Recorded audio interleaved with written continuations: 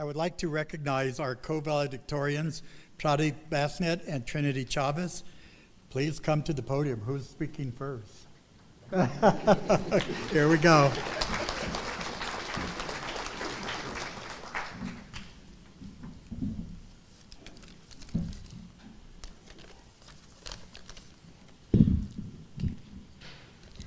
Hello everyone, it's a great honor to be here today.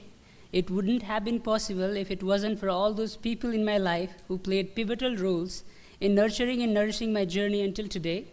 I would like to take a moment to thank my parents, teachers, friends, and family who played their part in helping me unleash my potential. I want to thank the faculty, college administration, and the entire college community on behalf of this graduating class for making this day a reality for us.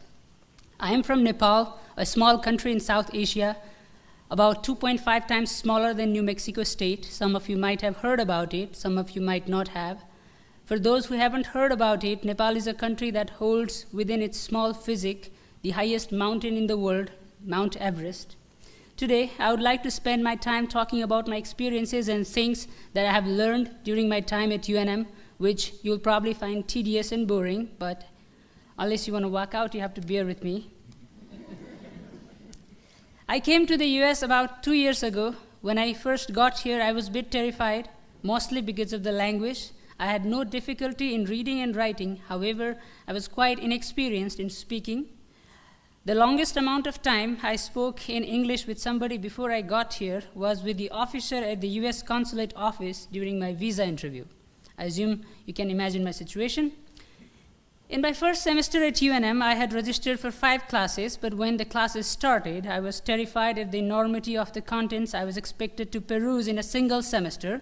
As a result, I ended up dropping 1 class, but as the semester progressed, I began to catch up with pace, and even though I was still fearful that I might not do well in the classes I was taking, I decided to challenge my fear, because deep down, I always believed that success comes from doing the very thing you love, but are afraid to accomplish. To cope with my fears, I added 1 more class in my second half term and completed it successfully.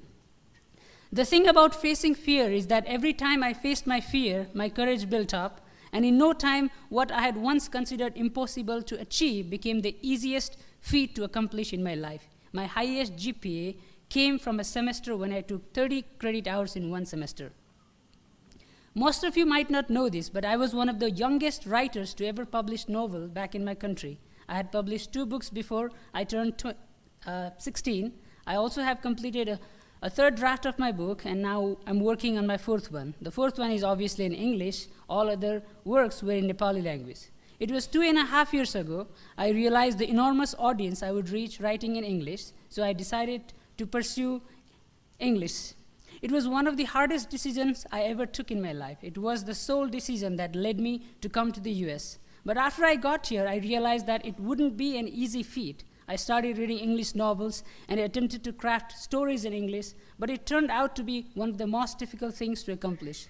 My difficulty sometimes was not about being able to write well, and most of the time it was about not being able to write anything at all. I also spent almost a year planning about how difficult it was to switch from Nepali to English, and thinking about how no matter how hard I try, I would never be able to finish writing a book in English, let alone become a promising writer. I read a lot of books during this period, but I didn't write anything. You can ask Anna June, my creative writing professor, who gave us 3 big assignments in her class. In her assignment, I was supposed to write a fiction piece, a creative nonfiction piece, and 2 short poems. And do you know what I did in her class? I didn't write any new story at all. I just translated some of my best Nepali works into English and submitted them. To cover for my inability and fear of producing poorly written English stories, I defended myself to the professor, saying that I chose to translate my works because it would allow me to see how certain meanings get lost in translation, what I can do to minimize such loss, and how I can flatten the story written for a specific audience to make it more relatable to the broader audience, and blah, blah. The professor was convinced and she allowed me to do so because my reasons were reasonable. However, deep down, I knew I was extremely fearful, and my sole reason to do so was because of my fears. I mean, I was the same guy who hadn't read a single novel until I was 14. My school didn't have a library, and my parents were not fond of spending money on books they don't teach in school. When I went to a different school in 11th grade, I got to study my first ever novel, and in 2 years, I finished reading 200 novels and published 2 books before I graduated from high school. And I was now the same guy doing nothing that could be considered writing. I was feeling low during this period, and maybe because of that, I took tons of classes to feel busy and accomplished. It was on December 18, 2023 that I realized how my dream was slowly fading away from me. I opened my Instagram and saw a post from my role model, Lionel Messi, one of the greatest soccer players in the history. He currently plays in the United States. For Inter Miami, he had posted his picture of himself lifting the World Cup trophy, remembering how on this very day he had won World Cup a year before. This post was very provocative to me because when Argentina won the World Cup in 2022, I had promised myself that if a guy who came out of retirement to play for his country again and won it by being the best player of the tournament at the age of 35, I can certainly finish a draft in English if I try.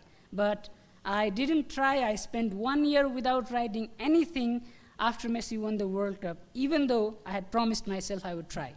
But after I saw that post last year, I realized that I had to do something to keep my dream on track. I had to deal with fear and get rid of writer's block.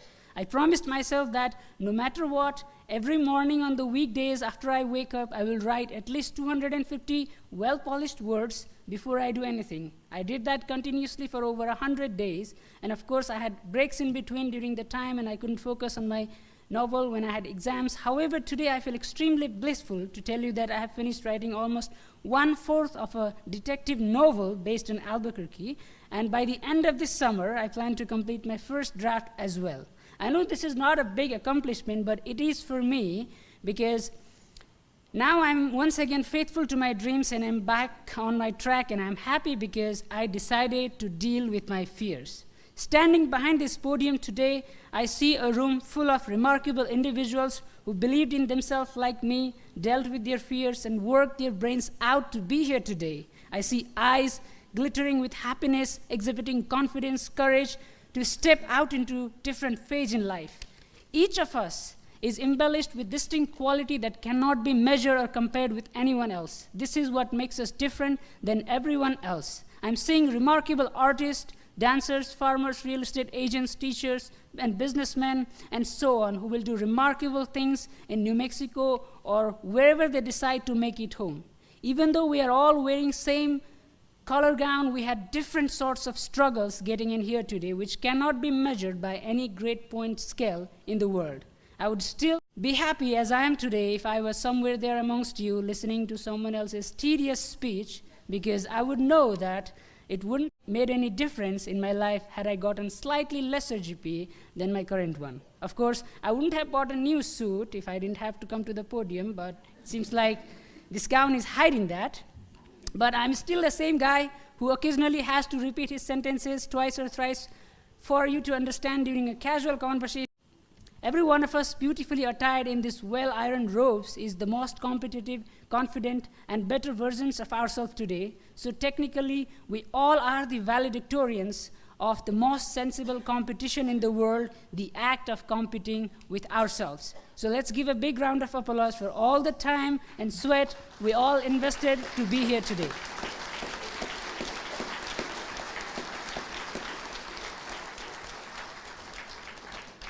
Lastly, I want to thank to this campus and college community for making me feel at home. There was not a single time when I needed some assistance and someone was not there for me. I always got some help. I always tell people that a seed can only have a potential. It is the land where we sow makes the difference. I feel blessed to have grown up in such an arable college community. Thank you so much for helping me grow up, and thank you so much for helping all of us to become what we are today. Thank you.